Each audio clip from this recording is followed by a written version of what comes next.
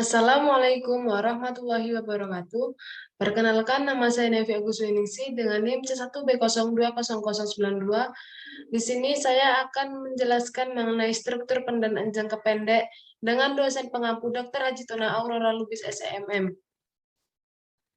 Adapun pembahasan yang akan saya sampaikan yaitu yang pertama ada pengertian pendanaan jangka pendek, yang kedua ada jenis-jenis pendanaan jangka pendek, yang ketiga ada kekurangan dan kelebihan pendanaan jangka pendek, yang keempat ada tujuan pendanaan jangka pendek, dan yang kelima ada bentuk pendanaan jangka pendek.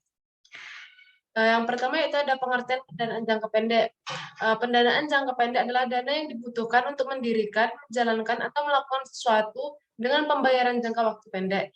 Biasanya jangka waktu pembiayaan jangka pendek hanya mencapai 1 tahun, atau dapat disimpulkan bahwa pendanaan jangka pendek merupakan hutang dengan jangka waktu 1 tahun atau kurang yang digunakan untuk memenuhi kebutuhan musiman dan aktiva lancar.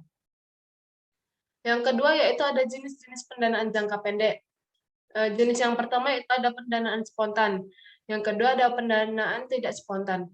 Pendanaan spontan adalah jenis pendanaan finansial yang berubah secara otomatis dengan berubahnya tingkat kegiatan perusahaan atau misal dilihat dari penjualan perusahaan.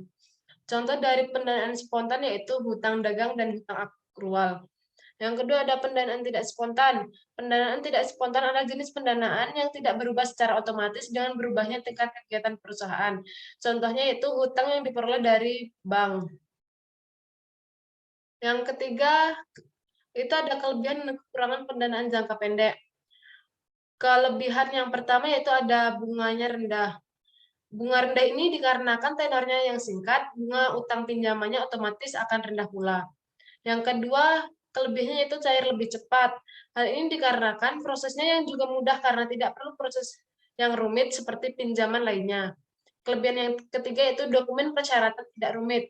Umumnya pembiayaan jangka pendek tidak membutuhkan dokumen yang rumit karena resikonya lebih kecil. Adapun kekurangan dari pendanaan jangka pendek, yang pertama yaitu jumlah pinjaman terbatas. Pembiayaan jangka pendek memiliki jumlah pinjaman yang terbatas, tergantung pada kebijakan lembaga penyedia pinjaman dan kesepakatan bersama. Kekurangan yang kedua yaitu jumlah cicilan cukup besar. Karena jangka pendek berarti kamu harus segera melunasi pinjaman tersebut. Efeknya adalah cicilan per bulannya cukup besar. Pembahasan yang ketiga atau pembahasan yang keempat atau materi yang keempat yaitu ada tujuan pendanaan jangka pendek. Tujuan yang pertama yaitu memanfaatkan kelebihan cash flow. Kelebihan cash flow dapat dimasukkan dalam investasi jangka pendek. Jenis investasi ini memiliki manfaat tersendiri bagi investor. Tujuan yang kedua yaitu memperoleh tambahan dana. Setelah masa investasi berakhir, investor bakal memperoleh imbal atau return sebagaimana kondisi pasar dan perjanjian dengan pihak pengelola dana. Tujuan yang ketiga dapat dicairkan sewaktu-waktu. Karena jangka waktunya yang relatif pendek dan tidak melulu terikat oleh perjanjian tenggat, investor dapat mencairkan kembali dana modalnya. Yang terakhir yaitu ada bentuk-bentuk pendanaan jangka pendek.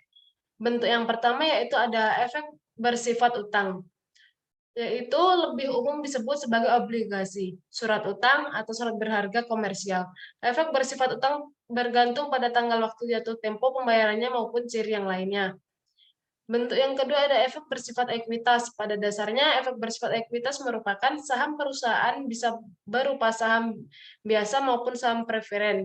Pemegang efek ini disebut sebagai pemegang saham. Baiklah, terima kasih. Itulah yang dapat saya sampaikan. Kurang dan lebihnya saya mohon maaf. Saya akhiri. Wassalamualaikum warahmatullahi wabarakatuh.